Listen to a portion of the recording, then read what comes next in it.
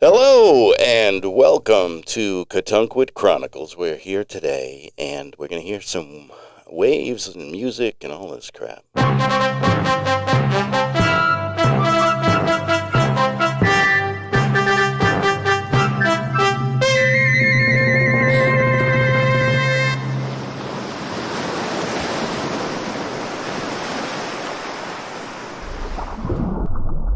Oh, I think I just got splashed. Oh, it's very wet in here. It's sort of the sound after the wave, like, it sucks you under and now you're... It's usually the sweat that's coming off my brow that sounds like those bubbles. We are here today with some outstanding folks. Oftentimes we are visited by Ashland Komoric, but today, and only today, we have Saffron. What's your last name? Wellfleet? Faultless In our stars.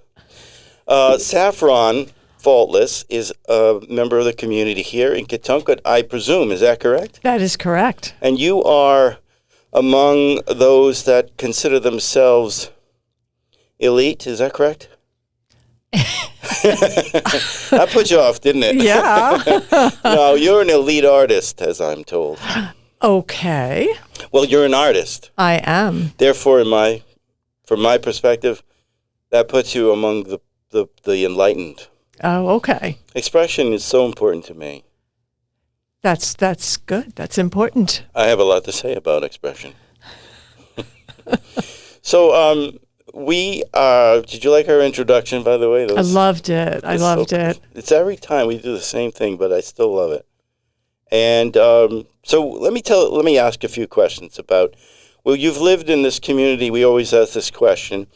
You've lived in this community for your entire life. Is that correct? No. I've lived here for 3 decades. 30 years. Mm-hmm. Oh, okay. So that puts you on the major-minor list. Yeah, I'm not quite of the, well, you're not really a Jamestowner, but I'm getting there. But a few more years. You know where to get fresh eggs. Yeah. In a pinch. So, with that said, what part of this island of Katunkwit are you, where are you living in Katunkwit? I live on Speakin' Ave. Speakin', oh, cool. All right, so that's near Ashland. That's yeah. Relatively. We're neighbors.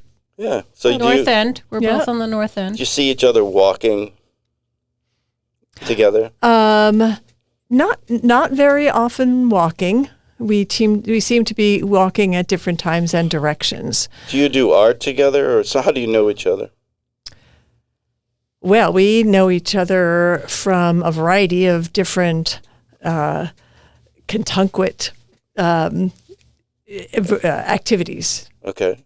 So that's very vague. So is there some kind of subterfuge here? Are you doing bank heists together with? No, we do know each other from different things. Yeah. So okay. A little bit of sailing, education, and the art center. Good. Oh, the art center is the place to go. It's a great place to meet people and to express yourself. So do you have a medium that you like to work in? I like to work in ceramics and making sculpture and drawing and painting. So ceramic sculpture. Yes. That interests me very much, and as painting does as well. Grew up in the arts. My uncle Don was an artist, God rest his soul, for better part of 70 years. Well, I imagine his entire life he was an artist. I remember he telling me that his mother would save the paper bags so that he could draw. Mm-hmm. Mm-hmm. Yeah, that was in the Depression era. But his art is a significant part of his collection in my house and in my attic, which I'd like to get on somebody's walls soon. So if you're out there and you're looking for some beautiful Don's Art, he owned an art store called Don's Art Shop. Really? Couldn't be any more. Is that the word perfunctory? Is that the word? What did he sell in the art shop? Art supplies, but then he had a studio and a gallery. We were just at an art supply store yesterday. Yes. Oh, when you go to an art supply store, realize that many people are not buying their art supplies from local stores. It's happening online, and it's just blowing everybody away. And even you can get art supplies at what's that, Job Lot.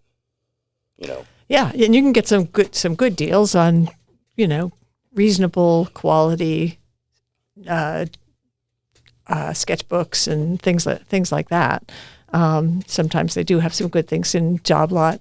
But I absolutely prefer to be able to touch and feel and check out the quality of what it is that I'm getting. So, it's an admirable quality, because we're all here to live in the same community, and small art stores like that are and remain important. So there aren't just any as art bookstores. stores in the southern part of Rhode Island, are there? No, there used to be one on Aquidneck. Is it still there? Oh, Or- I guess Arnold Art sells a certain amount of yeah, supplies. expensive things. Yeah, Oh. and not a vast, Array, yeah, not much of a but variety. some cool things. Good thing about Don's art shop was you could go in to buy a single tube of paint, some Prussian blue, and you're going to get a coffee, and then likely he'll invite you in for lunch, and you'd have some Italian food with some spaghetti, and it always had some sort of garlic in it. So those are good times, and it was really more of a place for him to establish friendships. Yeah, And his friends were and remain, his body of artists there remain there. It's there in the community, building that little art community in Warren, Rhode Island, which you may know. It's quite arts. Yeah, Saffron, are you a native Rhode Islander at least? not in the least. So you're denying any relationship to Rhode Island. Oh, no, I love Rhode Island. I think Rhode Island is awesome. When I came to this state, I immediately met the governor and had questions and went to the Rhode Island State Council in the Arts and, met with the executive director. And I just find this state to be incredibly accessible and beautiful, and has a lot of variety of different, level of diversity. It's great. I love Rhode Island. Good. Where did you come from? I was born in New York City, and Do they have any art in New York? they have a bit. Yeah. So You left it to come to Rhode Island where there's less art. no, I didn't. Oh, okay. I left it with my family to go into the suburbs of New Jersey during the great migration out of, New York City into the country, as we thought about it. And My daughter lives in Jersey City, which wasn't into the country back in the time that you left. yeah. You either lived in the city or the country. That's where We were making this move to those are the protect only your children from the dirty streets. They were busy. They were busy streets, and they were They're very busy streets. They're actually dirty too, some of them. Yeah, And I say that, I mean just the filth of cars, humanity traveling, and stuff that's in those crowded places. But there are also lots of family and songs, and it's lots of relationships and stuff. My daughter lives there in Manhattan, and we visit, and I appreciate it because of the arts mostly, and because my daughters are there, and we see them, and it's wonderful, and we spend a lot of money in the restaurants. Yeah. And that's what I come out of it with. But we do go to shows. Love the theater, and I do love looking at the art, and it's so accessible there. It's wonderful. Yeah. It's like being in Florence without the river, Arno, and a few other things. The experience of have you had an occasion where you've come up against objection to the things that you make? Yes. So you are touching some buttons. Can you give me an example? Yes is a very short answer, and this is a auditory experience for the listeners. So I will paint us a picture. Yes, I'll be descriptive. So my work is very expressive in terms of my use of color. There's oftentimes a variety of different bright and shiny colors. Not always. My work tends to be abstract. I like that. Yeah, I love working from the figure as well. So there's kind of a space that introduces representation and is abstract. So I play all sides there. So you challenge the looker. Well, it does challenge, and so earlier in my career, I developed levels of success and sold out. No. As soon as you have success, you've sold out to everybody else. I'll be perfectly honest. I tried to, but it was so awful. It was just horrible to like even begin to think about how do I need to make my stuff so that I can, pay my bills or make money or whatever. And as soon as that kind of an idea starts is taking up space in my brain, I get angry and pissed off because my brain and body don't want to do that. So, but I would have work accepted into exhibitions and spaces, and those same pieces going forward into a different space would be completely rejected. So I've been offered. It's confusing, isn't it? I have that experience. Yeah, and it's very subjective. So people when looking at work, when they're looking at it by themselves, and they tend to know what they like. Mm-hmm. They tend to.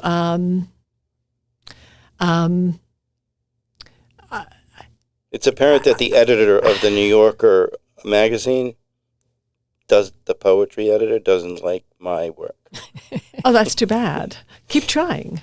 I will. Maybe they'll change editor. Yeah. Oh, by the way, no offense to the editor of the New Yorker. Well, James Allen said that. Okay. I'm sure David Remnick forgives you.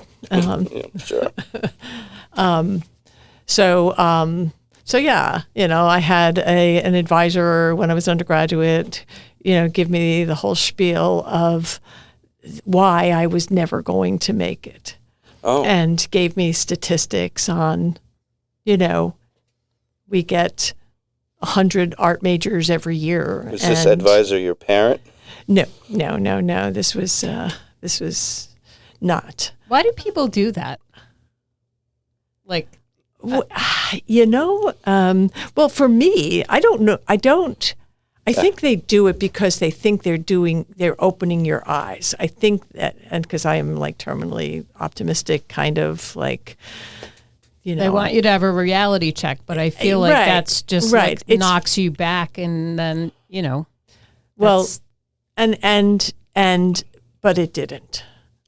It didn't, because it really pissed me off, and I was like.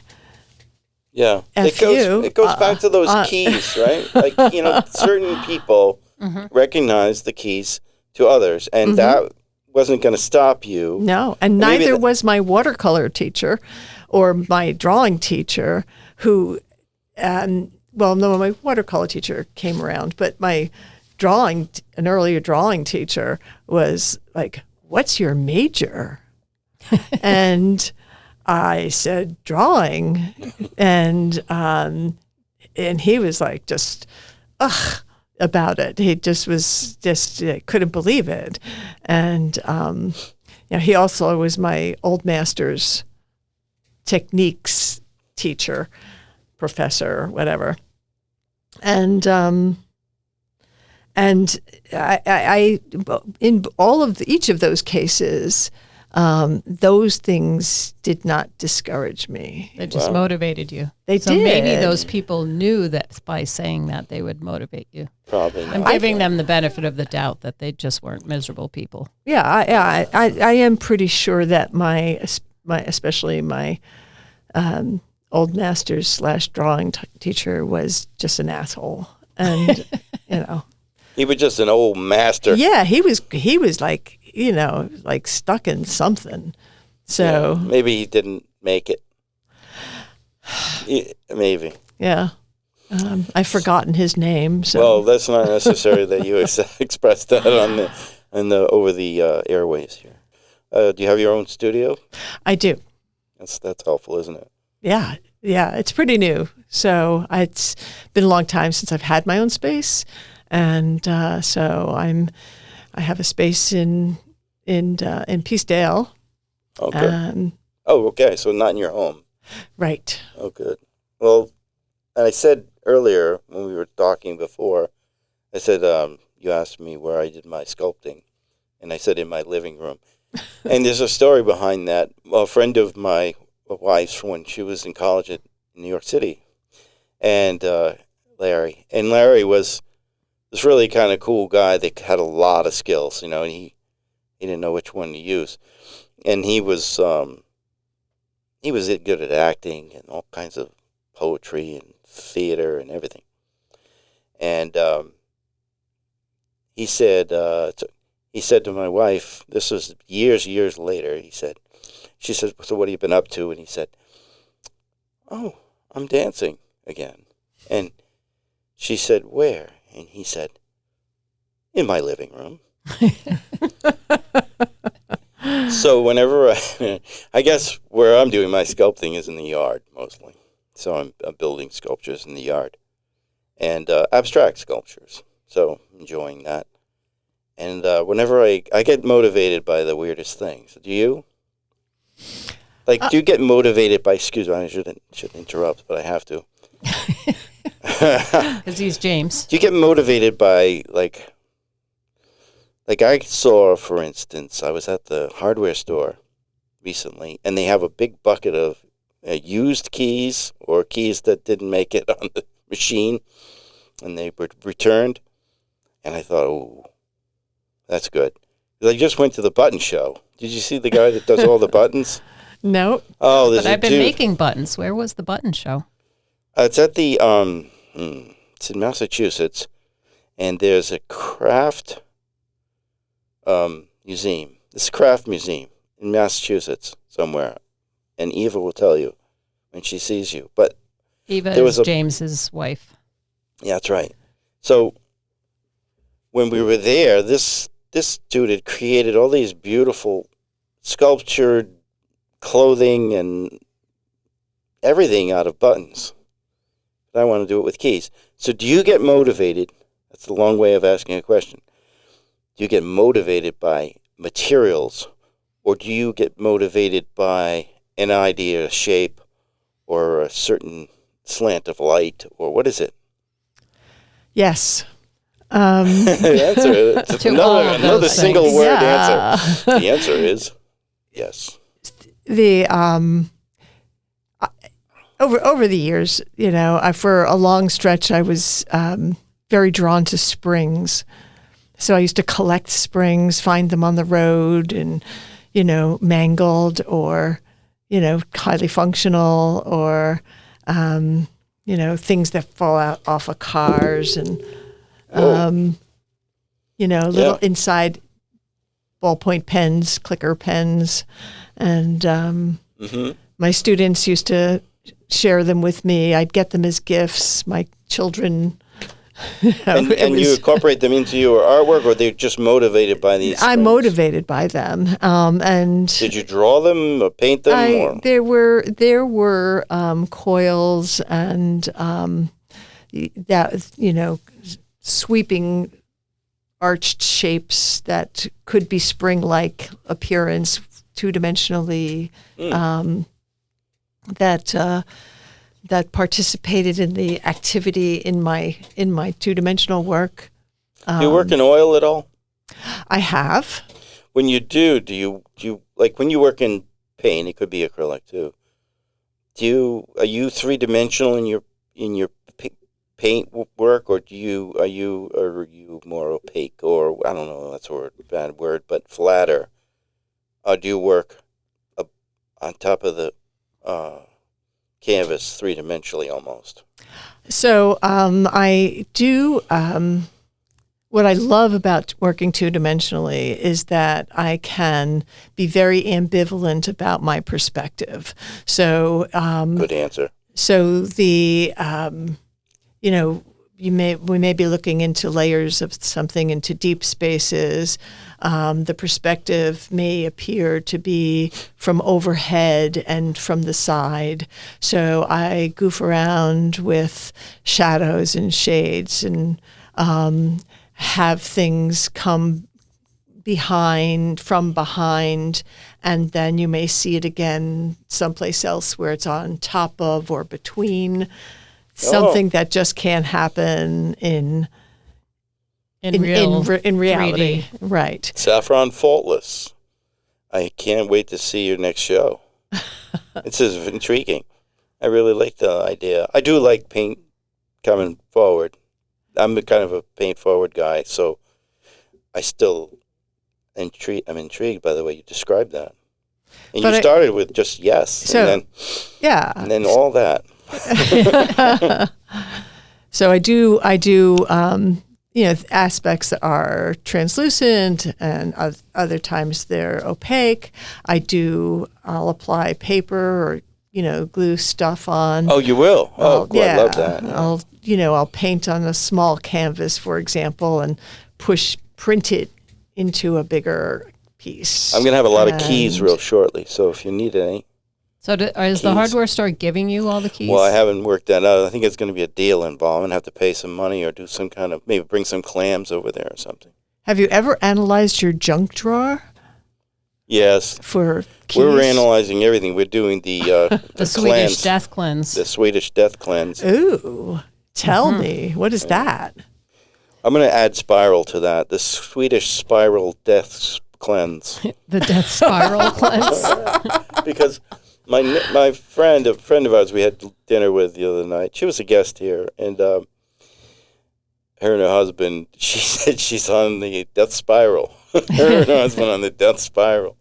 And she kept saying it. So they are doing the Swedish cleanse, too. Swedish. Have you heard of the Swedish death cleanse? Never. This is a first. Yeah. All it really is that you remember the Marie Kondo sort of thing? Yeah. It's a similar kind of thing, like go through your house, get rid of all this unnecessary clutter, and there's... And then wash your genitals in cold water. That's the Swedish death cleanse. So basically... And have a glass of vodka. Aquatif. Yes. I knew that. I've been to Sweden, so they are very tidy. Yeah, so, and then once you have, let's say we did this room, then... there's a sense of calm and everything when you have a very tidy, organized space that doesn't have anything you really don't need. You're hanging on to it for the wrong reason. Yeah. So there's even a TV show. And then we can die. And not have our poor children have to go through all of our junk. Hey, let's get on to some of the real questions. We haven't asked you yet. Okay. Are you aware of the reevaluation in Katunkwit? I'm not sure to which part of the reevaluation you're speaking of. So I did get a thing in the mail yesterday telling me the valuation of my house. Yes. Now. It seems like a reevaluation because, they do this every few years. And boy, ouch. Did it go up a lot for you? Yeah, way too much. Yeah, but the thing is that all of the property goes up, and so then your tax is not... if your property spiked in relation to all the properties around you, then you have a problem. Okay. right? Yeah. Enough about that because that's financial. It's money, and it's actually numbers, and I don't do any of And those. I didn't get a letter about this, so Well, yours maybe I is- didn't Check check your the mail mailbox. yesterday. Perhaps your I got house, the mail yesterday. your house is worthless, perhaps. That's not the case. I know where you live. Maybe. Oh, there's future water woes in Katunkwit, which we know about. Apparently, they haven't maintained, or some kind of maintenance hasn't been done often enough on the water plant. Now, you two don't care about that because you live in the north end of town. Yes, but we do care a lot. we You care about me? we become concerned, Yes. that and that then it's clean, and we become concerned that it continues there's to enough of it. exist. Yeah. Are you aware of the lead pipe list? There's a lead pipe list. I know that they've been trying to get everybody in town who's on the town water to do some sort of a survey regarding lead pipes. Mm. Did you participate? No, I would never remember that. Maybe Eva did it. What about dust bunnies? Anybody know about dust bunnies? You have them in your house, right? Yeah. They're under the bed. Do Yeah, they? those are my only pets. I see them moving occasionally. Do they have lives? Do they live? That's just telling you that your house is drafty. There's also a good short children's book about that, perhaps. I have water in my cellar in Katunkwit these days. And it's always the occasion where we'll have a storm, and then it's like 3 days later, immediately after a storm, the NOACs, Mm-hmm. they start pumping. And then there's a house across the street, they start pumping. And then the following day, I start pumping. But here we are. This is a little different circumstance for me because we've usually pumping during times at which the pipes are not frozen. So I'm pumping water, and the thing's going, and there's water on the floor, and I'm sweeping it into the hole, to get it to go out. Mm-hmm. It's not going anywhere. The whole pipe that's outside, that's in the yard, is frozen. It's been a very cold winter. So I've actually had to go out and cut that thing this morning in the 18-degree weather. Cut your pipe? I had to cut the plastic pipe where it comes out of the house and let it flow because, we're going to lose stuff on the floor there. So is there a very high water table in your neighborhood? There is like a slide of water that slides down, because it's all shale. Yeah, I guess I remember there was a house on Katunkwit, Maine that had at times a river in the basement. Oh, Katunkwit, Maine, the street, yeah. No, not in Maine, the state. Yeah. Yes, I true. was so confused. I was just trying to clarify that for you. But yes, that there is these homes in my neighborhood, and apparently there's a river underneath us.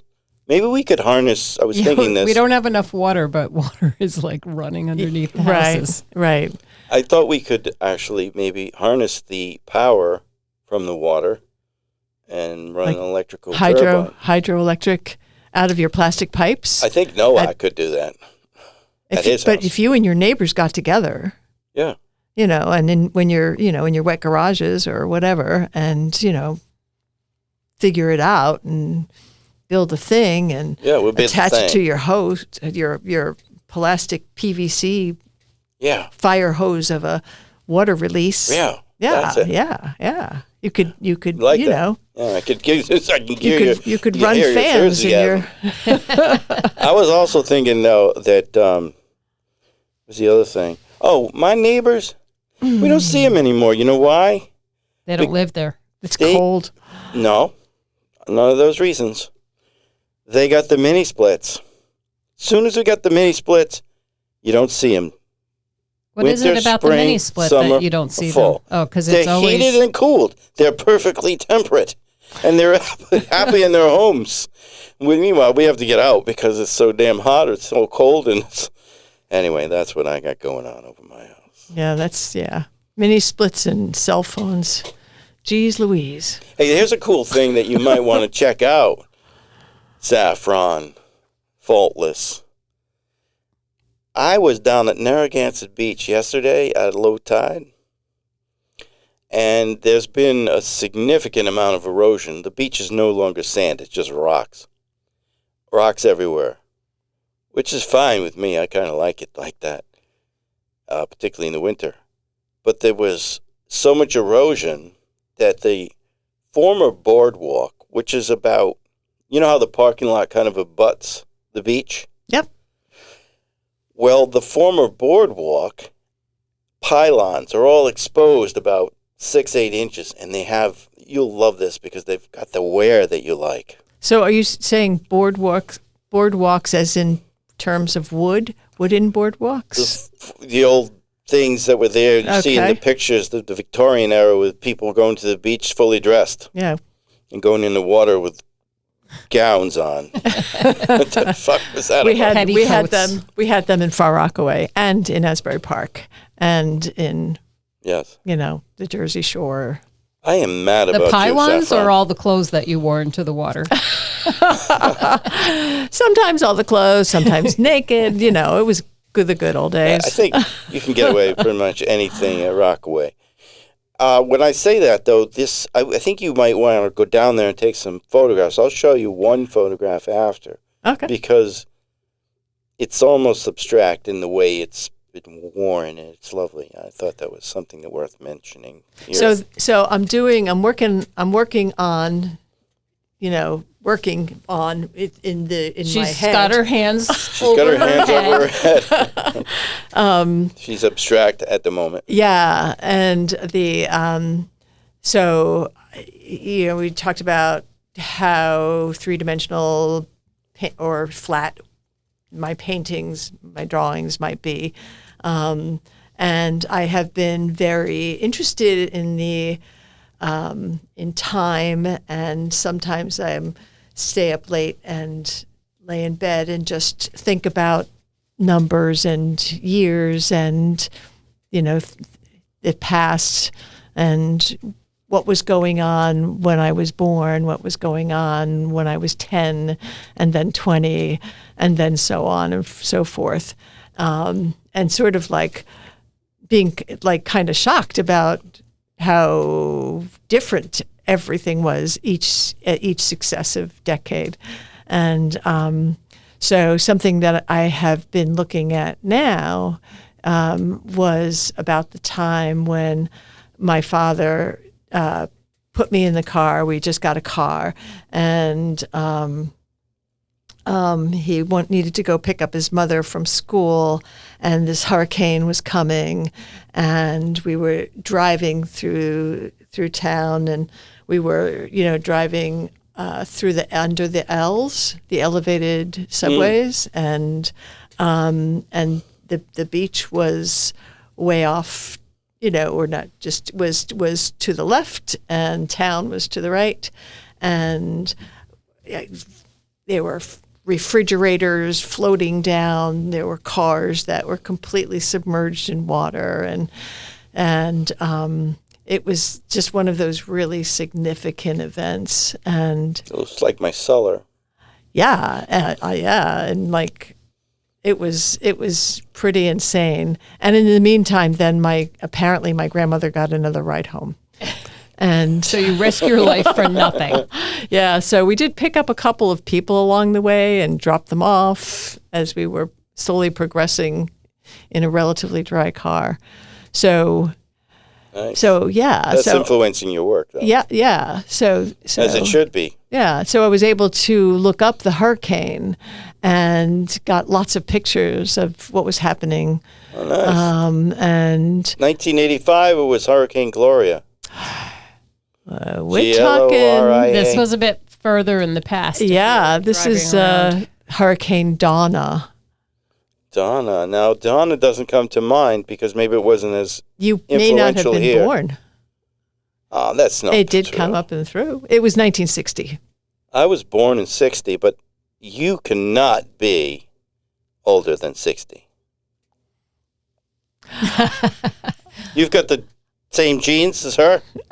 A woman doesn't tell. I don't know. her These age. are Madewell jeans. All right. Well, that's So- amazing. And I do, Well, I mean, this is not a visual experience here, but this woman does not look old at all.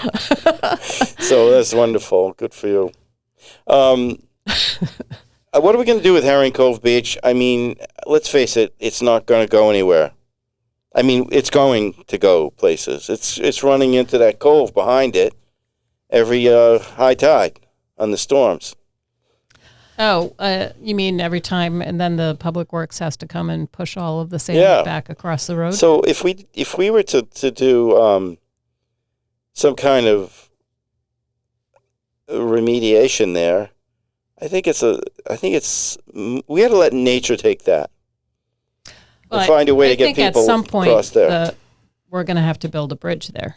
Let's build the bridge and let the sea come through, Yeah, and I we'll mean, go I swimming think somewhere else. Well, you can still swim there, but you build a bridge, and then it will do its natural thing underneath the bridge. And Yeah, and what we could do is, under the bridge, we could sit in the shade because some of us have a melanoma. Well, I think we should let the artists, get a crack at it and come up with remarkable, maybe impossible, but maybe not impossible. you mean the bridge design? The bridge, or the catapult design, or the, It would catapult people over. yeah, oh yeah, or We could have like the cable monorail. car. Yeah, like some sort of a cable car. Yeah, I think a lot of ideas. We could float some people across on rafts. Yeah. We could float them. Yes, Feeding the dog. I've been thinking a lot about floating too in my work. The idea of floating, and I really like the Janelle Monáe song "Float." It's fantastic, and you just want to float. I'm just mad about Saffron. Saffron's mad about me. I'm just mad about Saffron. And she's just mad about me. They call me Mellow Yellow. Quite right, Slick. Lately, I've been feeding the dog people food. I made a special Food made of poultice people? of rice. A poultice of people Beef. and rice.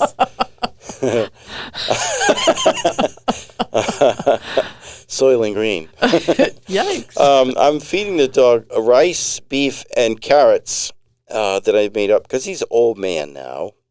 And he wasn't eating his kibble, and I don't know, his teeth are messed up too. We did have to have 5 of his teeth removed. He's 112. So, but, I didn't want to waste the last of the dog, the kibble, so I'm eating that. And mixing it in with our food. Just don't tell Eva, okay? I don't want to waste anything,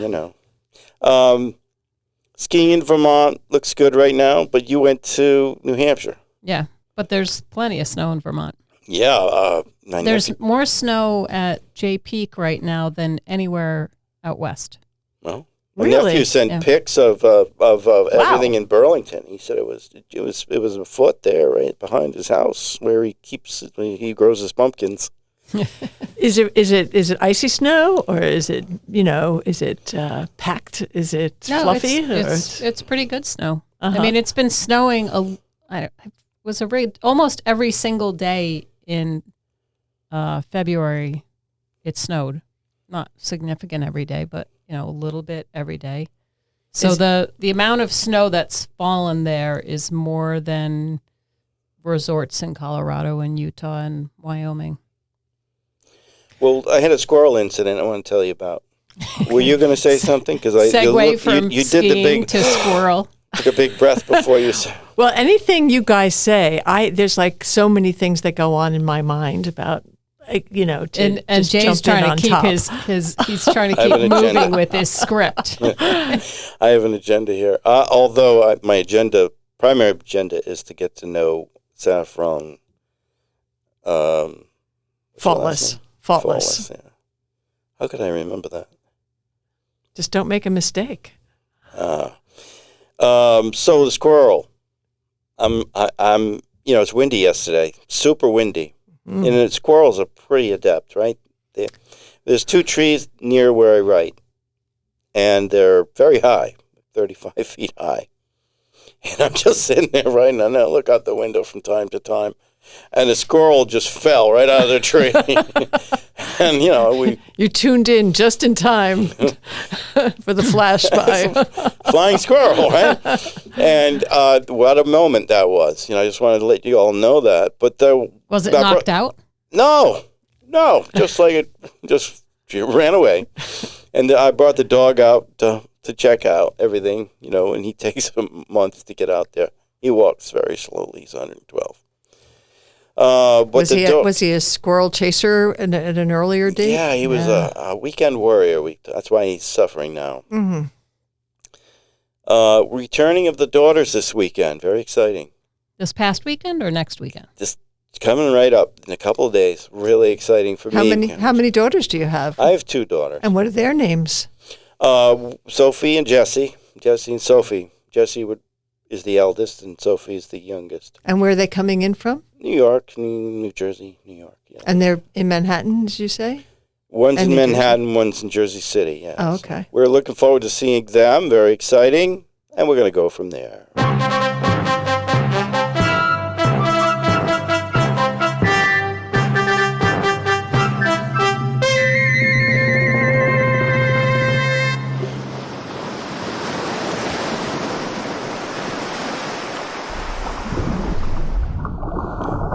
We're at that section of the show where we get into, is it bullshit or is it not? Do you have a bullshit story you want to tell us? Is it bullshit or is it not story? Oh. So, do I tell a story and you That's how that works. Okay. We decide whether it's bullshit or not. Yes. Is it? Yeah. Is it truthful or not? Mm-hmm. And okay, we'll give you an example. Tony Infantiloni of Bradford Drive, you know Tony? Yeah, we go way back. Well, you live right nearby. While drinking coffee and contemplating his day, opened a box of cereal and was surprised by a 6-inch baby eastern milk snake. He was so startled he dumped 1/2 gallon of milk on the floor, ran from the table where the snake lay hissing at him, and slipped on the wet tile, falling, slamming his head on the floor. His Aunt June, whom he lives with, dragged him to the car, never called 911, and raced to Newport Hospital, where Tony was pronounced dead. Is this true? Is this bullshit? Or is this not? And I know you know Tony. You said you knew him well. Geez, I haven't seen him in a while. I'm going to say it's bullshit. I think it's true. It is true, Saffron. This true story about the 6-inch baby eastern milk snake in the cereal. Yeah, but is he dead? Tony is dead. It is very sad, but Tony died. And there's a service coming up for him at the local, I think they're having it at the, it's going to be cold though. Well, not too cold this weekend, but relatively cold down at the, that shack down there at the park. The funeral parlor? No. The shack down at the park. The one that's at the park, they have like the pavilion? The pavilion, yeah. Carousel. Pavilion, Well, that's not a shack. I like it to be referred to as a shack. I have a lot of problems with words, even though I'm a writer. Yeah, you threw me off a little bit when you said he spilt the milk. And I was like, wait a minute, it's a milk snake? And it was that does seem a little suspicious. That did It happened. You can check it out in the Katunkwit Press this week. I'm sure there'll be an article on Thursday, and then make sure you go down and pay your respects. It's right, it is a nice view, so it's worth going. I mean, Tony had his moments. Yeah. Okay, so. Well, my daughter and son-in-law got married there. Oh, another very important note. No one died. I would say that is true. Very, very fortunate. That you did well. Yeah. Okay. So you have one, or no? It's okay. I do. Well, yeah. Ashlyn might have one. Do you have one? Sure. Let's see. a kayaker a couple of days ago was swallowed by a humpback whale. Oh, sorry, I raised my hand. I want to respond, and you did say I should jump in whenever I feel like Great. it. So the answer is no. That didn't happen? Didn't happen. You said swallowed. Is that correct? Yes. He was not swallowed. No. He was spat out. Well, yeah, but he was swallowed first and then spat out. Okay. So that is true, and it is also not true. Well, I also heard just a couple of days ago that, and I don't know which whale it was, but that they did not have a wide enough It could be an opening to internet go. scam, but I did see a video. Oh, it was on the national news. What was he wearing? One of those GoPros? He was kayaking with his father in Chile, Yeah, I saw and his this. father had a GoPro or something mounted on Okay. the kayak. Okay. And, I mean, it's almost instantaneous that the whale comes underneath and then the guy pops out. But, I mean... Oh, he so does- maybe he went into his mouth and came out. Yes. Yes. But to get swallowed, because I heard... Okay, yes, I think it went into the mouth and it Okay, almost there's too much instantly- discussion about the specifics. Let's stop the specifics here. Okay, do you have one? Yes. And I think I Saffron? heard it on Wait, Don't Tell Me, so I know it was true.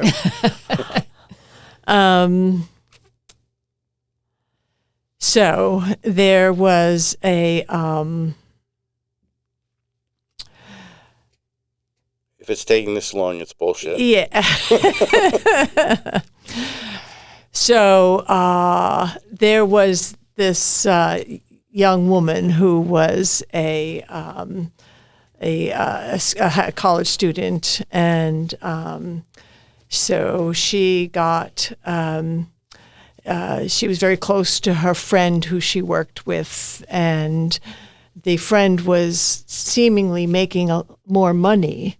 So she was curious about that, pretty sure that, as the story I heard, that there must have been some kind of drugs going on or something that suddenly there was like more cash flow. And so as it turned out, according to the story, she wasn't involved in drugs, not directly, but she was involved with the FBI. So she was, as it turned out, an undercover agent for the FBI, and invited her friend to participate. Is it bullshit or is it not? Was this recently? I just told it. It's bullshit. I got bullshit running all over this one. I'll tell you why. Because there's no specifics. There's no names. There's no heights. There's no weights. There's nothing. So I'm and saying that's always bullshit. but your fictional stories, you say that stuff is very important, all those extra little details. So maybe in the truth telling, and it is spy stuff, so Yes, you it got to is, leave isn't it? out the details. What do you have? So I can give you some specifics. No, So- no. Don't give us specifics. I'm You've not- already told your story. You're being cut off. Oh, now there's rules. Okay. We've already answered. What is it? Was it bullshit or not? It's true. It's true. Oh, it's true. Okay. It's true. All right. Did it happen to you? It did. Oh, wow. Even better. Yeah. So you were the recruited. I was. They needed an artsy, saffron-like person. I love it. Because your last name's Faultless. I love that. That's where they went for the Faultless. And you'd never smoked pot before, so that's why they brought you on. The son of the town administrator of the town of Katunkwit found a Stone Age axe head, of course made of stone, while quahogging in Miller's Cove. It's estimated to be worth $600 to $800 and is over 40,000 years old. Is it bullshit or is it not? I think that's really plausible. What do you think? It is plausible, but it's a bit cold right now, and the son of the town administrators. It doesn't have to have happened I was going this to, week or anything. Yeah. It's son of a town administrator of the town of Kentucky. Not Of the a current, former. Not the current. A town former. administrator. Yeah. Son of the town and former town administrator of the town of Kentucky. Was it true or is it not? You say true. You say I say it's plausible. You said I'm plausible. open for discussion with my counterpart over here. I'm going to say He it's- already gave us a true one. I mean, Yeah. she's looking I'm up gonna in the say sky. I'm it's- describing what she's doing. We're waiting. it's bullshit. It is not bullshit. It's absolutely true. Which town administrator? Not this one, because It unless is it true, happened though. when they were a child. He's a dear friend of mine, too. Many town administrators ago? Yes. Okay, so I only want one answer. Well, quick, first thing comes to your mind. Okay. This is called Tricks of the Trade. No. Okay, sorry. Tricks of the Trade with the guest, and you're the guest, and I guess it has to be the arts. So what's the trick of the trade? And you get like a sentence. Don't overthink it.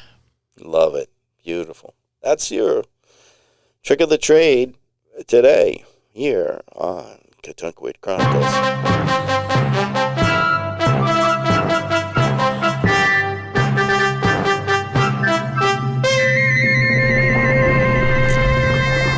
I just went right to the bubbles because we need to get on to thank When our... you were talking about bubbles earlier, I think pre-recording, I thought there was going to be champagne involved. Oh, okay. Well, that's after.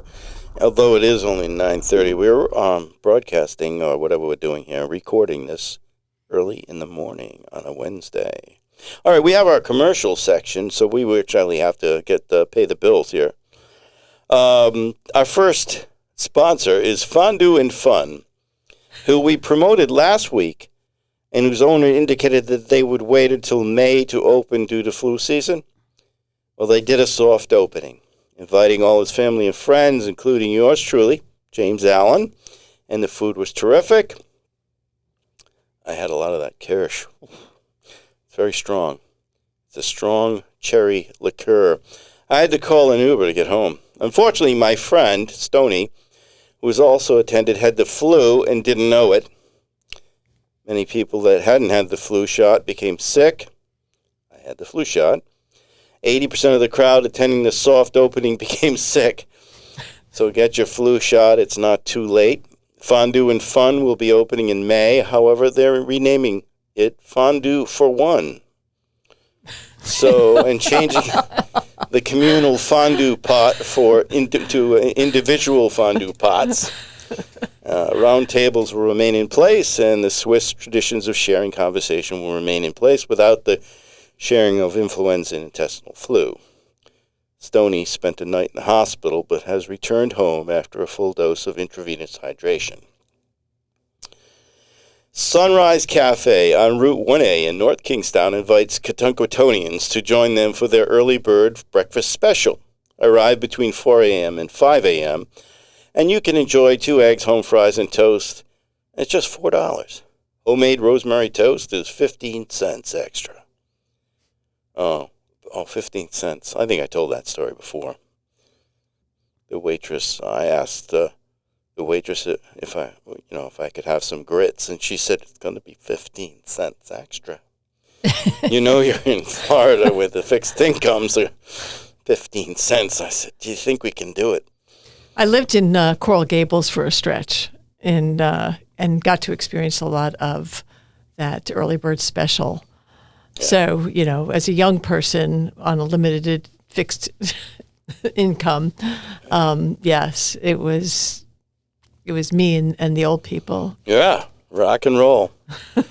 So, Rowley's Cesspool Service at Rowley's Cesspool Service. We don't leave any shit behind. When we roll into your property, we are packing the right hoses and trucks to suck your cesspool dry so you can say goodbye to stinky backyard messes and contamination of your neighbor's well. That can piss off a neighbor. So if you want it done by an excrement expert, call Rolly at Rolly Cesspool Service. Daily leaf blower service, this one sounds awful, is available for daily removal of sand and leaves from your driveway, pathways, and yard. We come daily at a prescribed time to your liking, and we move those unsightly bits of detritus and sand from your living spaces. We create a virtual sterile environment. Sign up now and get 6 free sets of noise-canceling earplugs with your order. East Shore Road residents, register now and double your earplugs. I think that's those are very noisy, those leaf blowers. That might be a commentary about the leaf blowing going on out there. Something being said for that. Oh, so that was the noise of Charlie Ewer's poetry book, which you all know is entitled Headlong. And, you know, I really like this poet for his humor. And this time, ow, my thumb stuck. That's not good. Ow, I can't do that. Ouch, my thumb stuck. Stuck on what? Your thumb is just... It went into a rage. Very strange so gyrations. Charlie wrote this poem. It's an awesome poem. I love it. He writes a lot of good stuff. And he's a poet that I'll see him tonight. Actually, we're going to read together in Westerly. It's called End of Times. Odds are it's going to be an asteroid, says the Inquirer, and by the time it's supposed to hit 2025 or so, Bruce Willis will be near 80 and we'll be screwed. But I'm not fretting it. I'm thinking he wrote this in 2006. Should say that. I'm thinking we got all these rockets and nuclear bombs gathering dust, and we haven't scorched something big since the Hiroshima and Nagasaki twofer, so no big rock will get loose enough to flatten us. No, I'm leaning toward the New York Post, which says it's going to be the bird flu thing. All you have to consider is how much of a Jones us Americans have for KFC, and it's no longer a secret recipe for disaster. We'll just swing by and pick up a bucket of death with mashed potatoes, gravy, and hot biscuits on the side. Hippity, hippity, hop, go the germs from the southern fried chickens to the brain-fried munchers, and in no time we have a huge die-in. Of course, none of this could come to pass if Brittany and Kevin's brat turns out to be the new messiah, like Madame Zalinda told me the last time she read my palm. You can't buy information like that cheap. And grab this. According to your daily horoscope, which has never been that wrong, all the time I've been consulting it, something big, that's right, big, is going to happen. So there you have it, in black and white, or whatever color you hear things in. Don't say I didn't tell you. End of times. Charlie Ewer.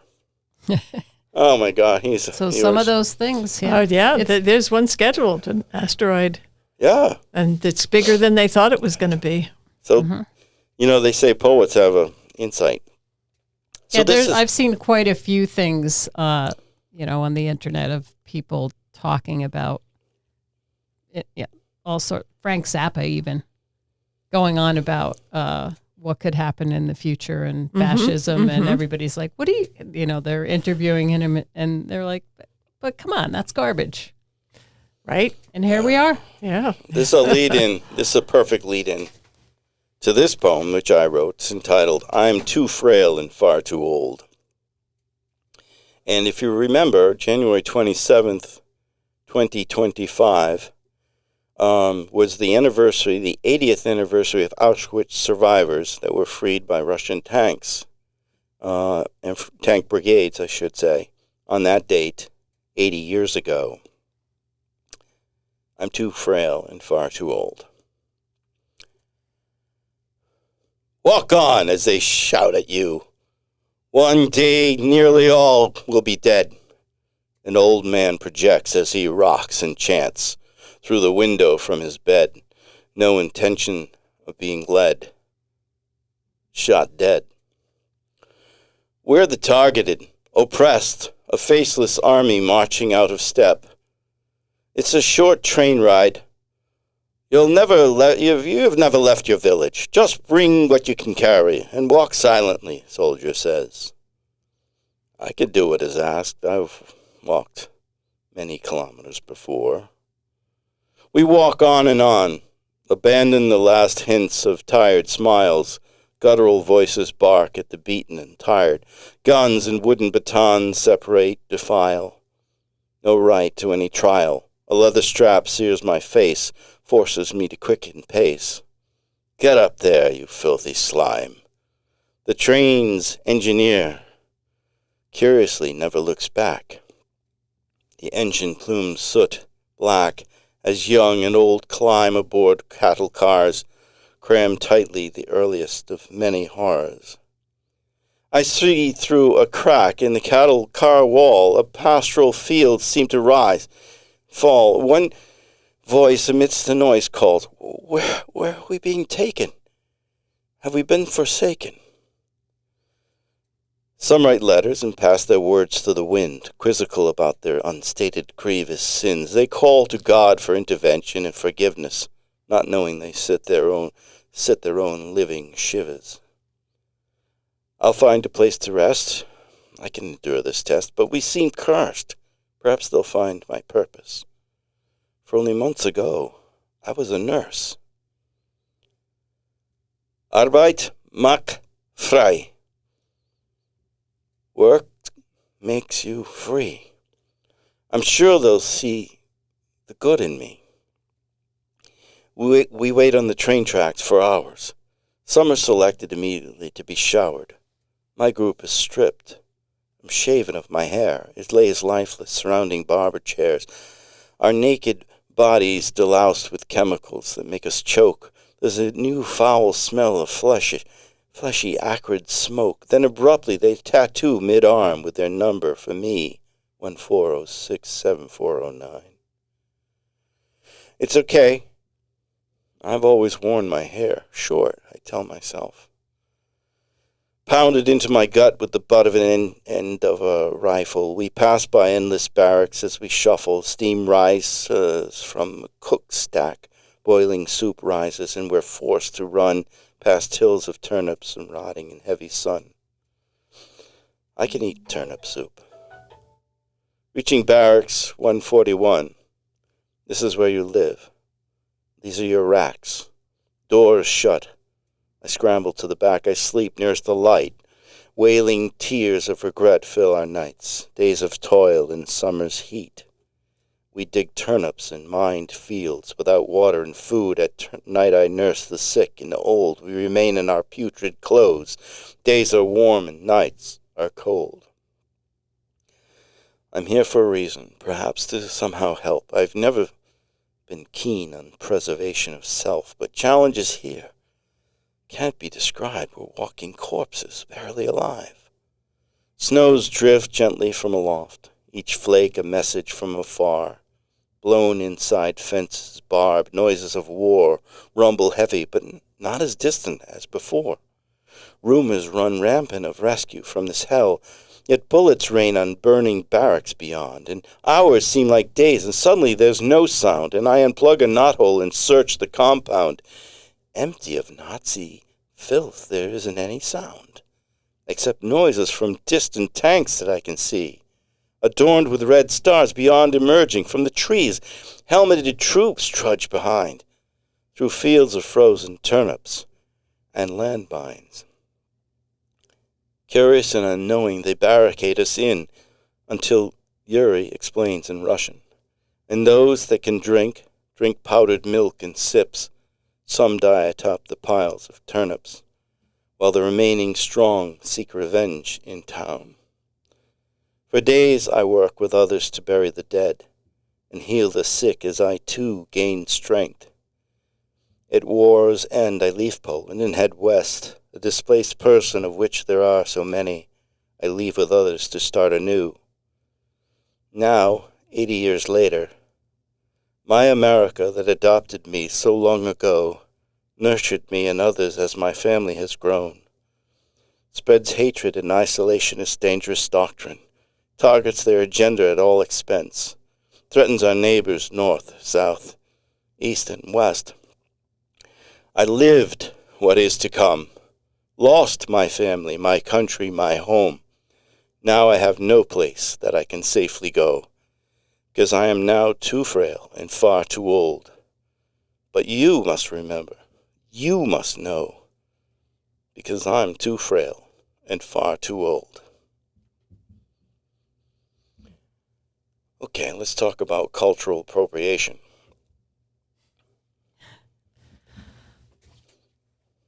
No, talk about whatever you want. Yeah,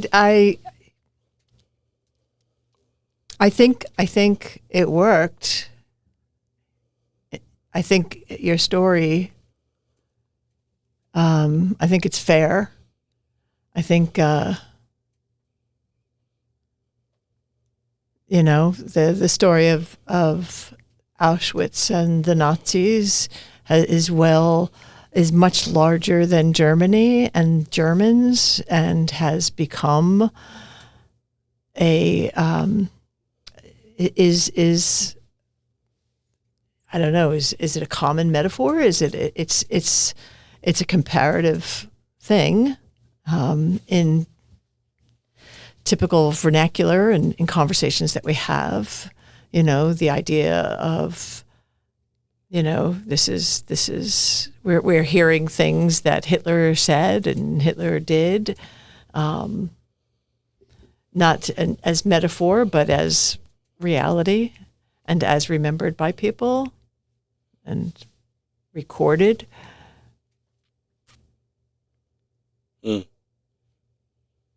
It's inappropriate for me To use an accent? No, I didn't. Did I? I didn't. A bit. A little bit. You always fall into accents. I don't think that's. Yeah, that was not. I didn't use it like a Hebrew accent or. No, it was. I was trying to pronounce the words. Mm-hmm. However, this is a woman that's, this nurse happens to be a woman. And, I to write from a woman's perspective.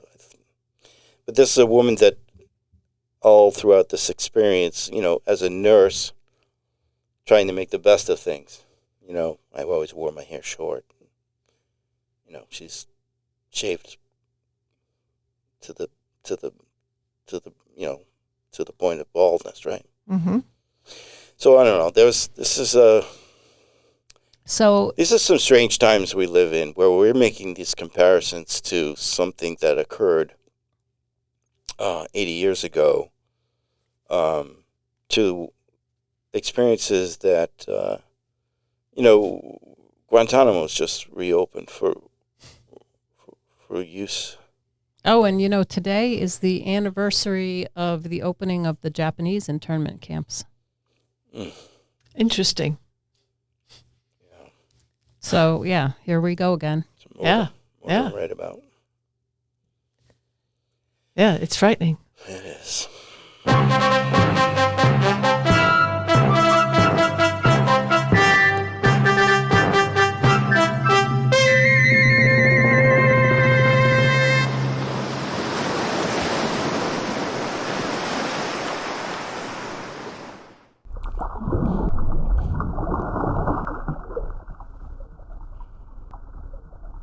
Well, I told you we'd have a series of stories, short stories that I'd be creating, and this story about Jeremy, if you remember, Jeremy from the last show, is working in an area of Narragansett Bay in the lower bay, right out here near Stokes Island, which is just off the coast of the east side of Katunkwit.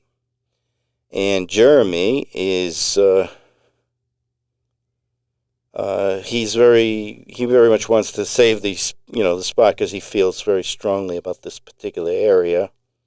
So he's protective of this area, and he's listening to comments from people on the radio about a boat burning that took place, and it's clear that someone in the group of people that are speaking on the Channel 78, they are actually responsible for this boat burning, and that the persons that were targeted were from New York. So they're the migrants from New York that moved up to the area to take advantage of the lucrative fish industry, clamming fishing. So Jeremy's a clam fisherman. This is all happening. He's talking, and just as he's working, he notices a boat that's approaching. And at the conclusion, where we left off, and we have a young man by the name of, there's no name of this person, that's in a very different boat called the Garvey, and the Garveys were boats that were made in Long Island, and those boats were distinctly Long Island boats, I should say. And this person is working in a much deeper section of water than anyone he's ever seen work in deep water like this, and they're working in a different manner. So he's very curious, so that's where we left off. Okay? And this is Channel 78. It's entitled, and it's Chapter 2. Jeremy secures a single-shot Mossberg shotgun with bungee cords to the front of his pilot house to be in plain view of anyone passing by. Each year he buys a duck hunting license and the stamps required to have a license to hunt ducks. During hunting season, he attaches a line to his rake and secures a plastic floating duck decoy to the line. At least once per day, as ducks pass overhead, he loads the gun with a shotgun shell and shoots in the direction of the flock, well below the group, never hitting any ducks. His intentions are only to make others that may be clamming in the area aware that he has a gun in the mess, and the message is clear: stay away, I'm a little fucking crazy.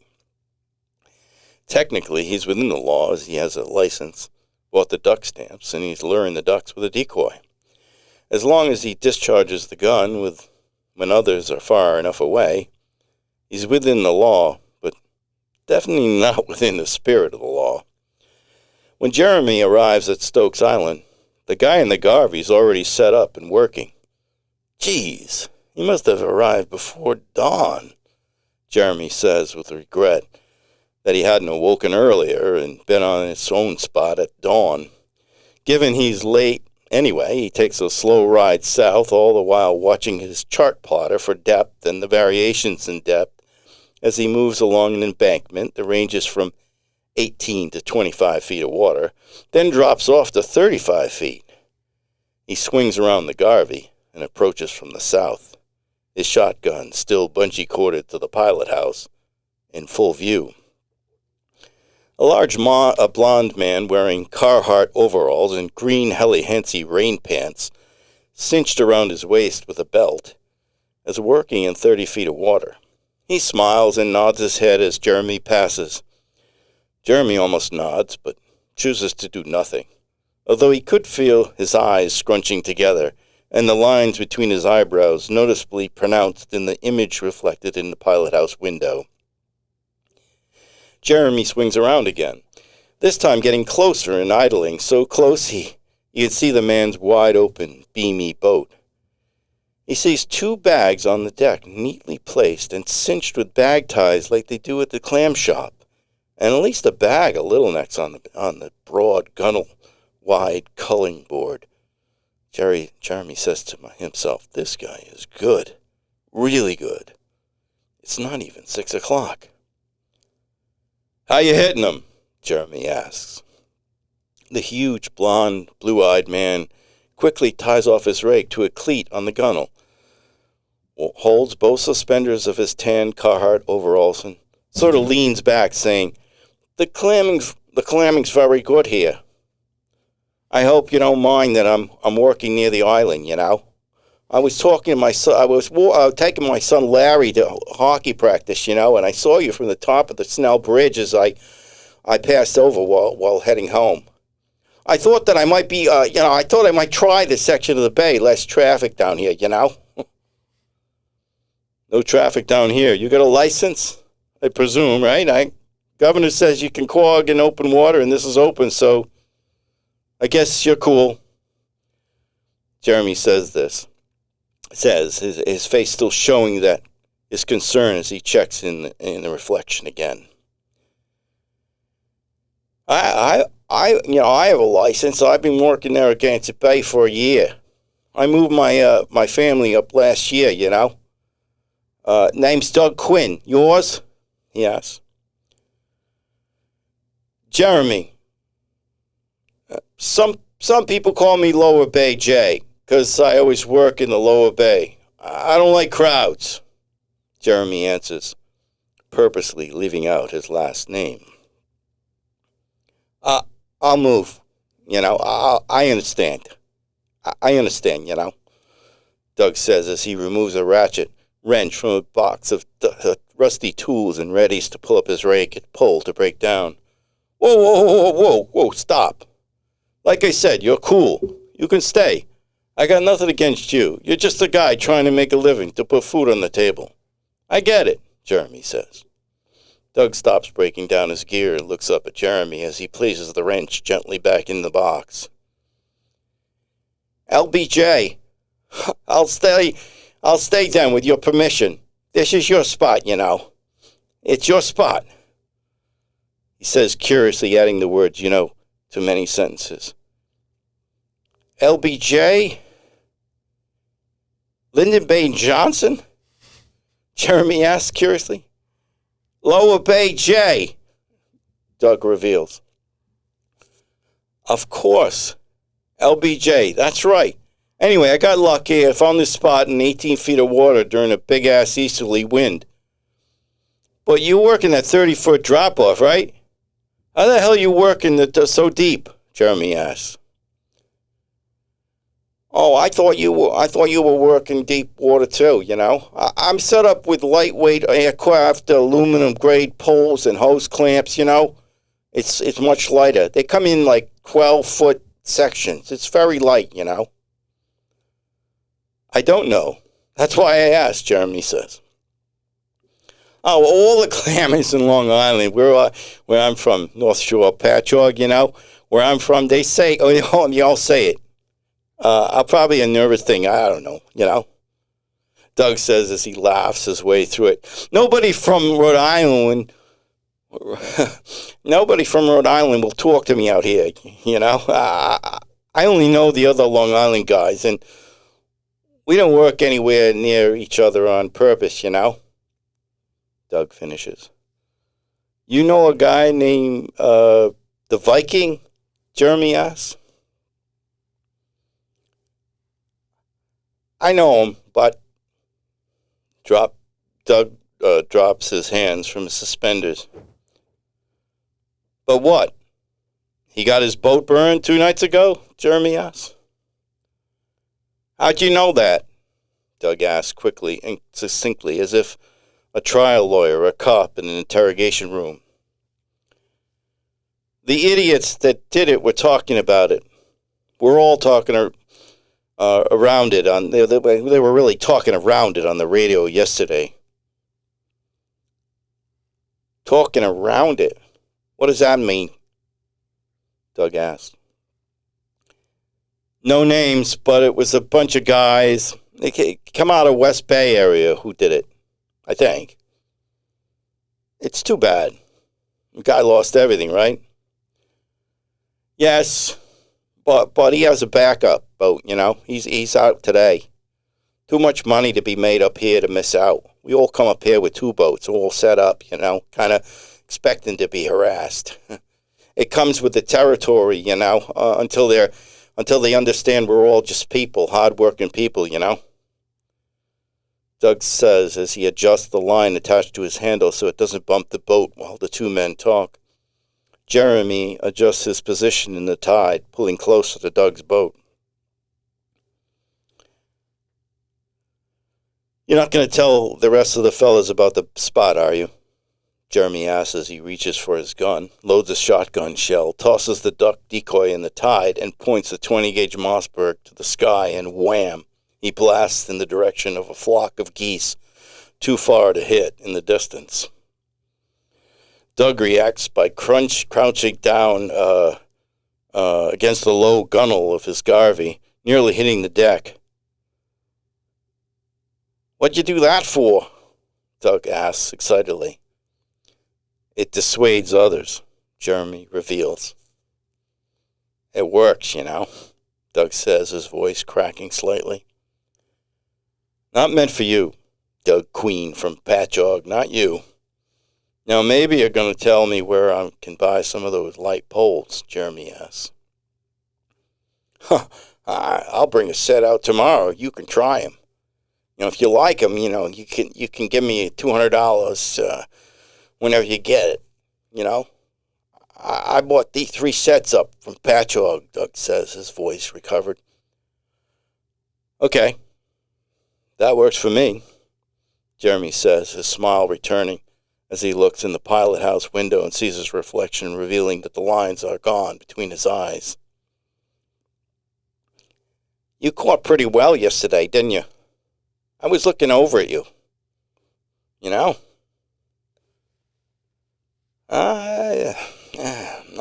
I do okay," Jeremy responds with concern, because this isn't a question that a seasoned clam fisherman would ask of another. "I asked because I can sell your stuff for you, I mean, I can keep your bags from being seen at the dock when you're unloading," Doug explains. "Why would you do that?" Jeremy asks. "Self-serving, I don't want anybody down here working with us either, Doug says with a smile. Jeremy pauses to think, scratches the back of his head where the sunburn starts, and it irritates it, then splashes seawater on the spot and wraps a cool towel around his neck as he thinks of what has been proposed. "What kind of price you getting?" Jeremy asks. "What are you getting from Quinn?" Doug asks. 26 cents a piece for necks. Top necks are 18. Chowders I sell separately to Gurner's Wharf for 50 cents a pound, because Quinn only gives 30 cents a pound, Jeremy reveals. "I'm getting 10 cents more on the little necks, You can keep your chowders. I can't get the price for them." 36 for necks? Jeremy can't believe it. "I'm really getting 40 cents, but I figure I'm moving in for you, and that's the price of the middle person. No tax, no cards. This guy's a one-man operation, lives in my neighborhood, Patuxent Village. Works out a garage, pays in cash." Doug expresses so much, maybe too much. "I tell you what, I'll give you half my load tomorrow, and you take the price of poles. You said it would be $200, right? Take the money from the half my load, pay me the balance, and we'll see what happens after that exchange. Fair?" Jeremy says while expressing himself with his hands. "Sounds fair to me. You don't trust me, and I understand. It's okay. I mean, why should you, "I know." Doug laughs, his head repetitively. Doug laughs and nods his head repetitively as Jeremy drifts north to his spot near a shore. Jeremy looks back and nods in agreement, quite satisfied he's learned quite a lot about Doug Queen from Patchogue, Long Island. Everybody needs something. I can help this guy that needs a friend. He can help me. He seems like a cool guy. He's probably 15 years older than me, but cool. We'll see what's up tomorrow, I guess, Jeremy says aloud to himself, amidst the noise of his chattering outboard motor. That's the end of day 2. End of day 2. Yes, day 2. I'm sort of left at a precipice a bit. And what is that? Tell me more, Mrs. Saffron. Dr. Saffron. Dr. Saffron. Yes. Well, we were left after week 1 wondering if there was a Quahog mafia in Rhode Island, and apparently there was. There was a conflict between people that were, is the word emigrating or migrating? Migrating from, if it's within the country, it's migrating from other states Yeah. to take advantage of the lucrative clam industry. So these things actually happened. These types of things. Yeah, I imagine. I understand that it's a very tough. It's always been very tough. I mean, just working on the water, number one, and that and the sacrifices that those people make physically and emotionally, and families and lives, and it's dangerous. And It's very territorial too. yeah, and even I know that even now there's. There's lobbying and other levels of lobbying is ongoing. far better approach. Yeah. Then right. But as people move around countries or from country to country, it's we're experience. There's others that feel territorial, and then there are others that are welcoming. I kind of like this new character, Doug. Yeah, he's a great man. He exists. I know this man. Well, I knew him. He's dead now. A lot of this story is taking place in the present, when in fact much of this happened in the 80s. Mm-hmm. So it's an amalgamation of these two. And you're weaving in actual people that you were working with. Sure, and right here in Kentucky, not far. That's what we were in Florida, right? Did the Florida thing, and got the grits, right? 15 cents extra. Mm-hmm. But at the time, I was going through this, like I didn't know whether to befriend these people or not. And I say these people, here I am using those traces, but people that were moving to Rhode Island to take on the challenges of clamming, but not, there's enough things that can kill you in a regular day's work when you're clamming, day fishing here in Narragansett Bay, particularly right now. Look at the weather. But then there's this, this other added. Yeah, well, that's like series of matters. So you said that you thought that that you liked this guy, Doug. Mm-hmm. I wasn't sure. I don't know that I was trusting. Mm-hmm. I didn't know. I didn't. It's kind of a quid pro quo here. You're still a bit cautious about it. Yeah. I mean, when I said I liked him, I like him as a character, but I also I do trust him. Well, he has something that he needs too, right? He needs to befriend somebody from Rhode Island, so he has. He's trying to assimilate. He's trying to assimilate, which is typical of someone that's moved from a different place. He's informational, isn't he? He tells about his family and going across the bridge and going to hockey practice and all these other things. So he's conversational, which I think Jeremy didn't realize is missing in his life. Like he's out there and he wants to be alone all the time. But Jeremy's a little bit fascinated by this person, right? Particularly because he's technologically more advanced than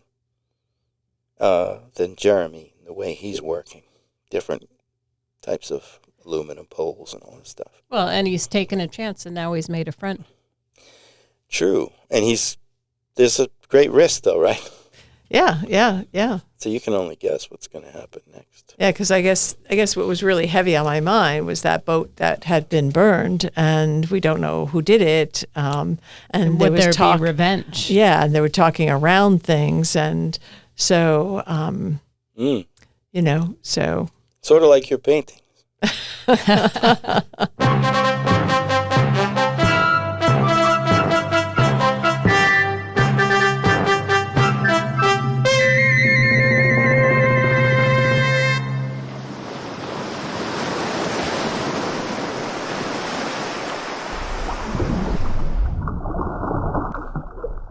This is the part of the show where we say, so long, farewell, auf Wiedersehen, goodbye. Do, do, do, do, do, do, do, do. See you later. Bye. Thanks. It was great fun. I'm so glad that you could join us Bye-bye, today. Saffron. Thanks See for you, coming. Saffron. Faultless. Bye. See you guys next time. Remain faultless.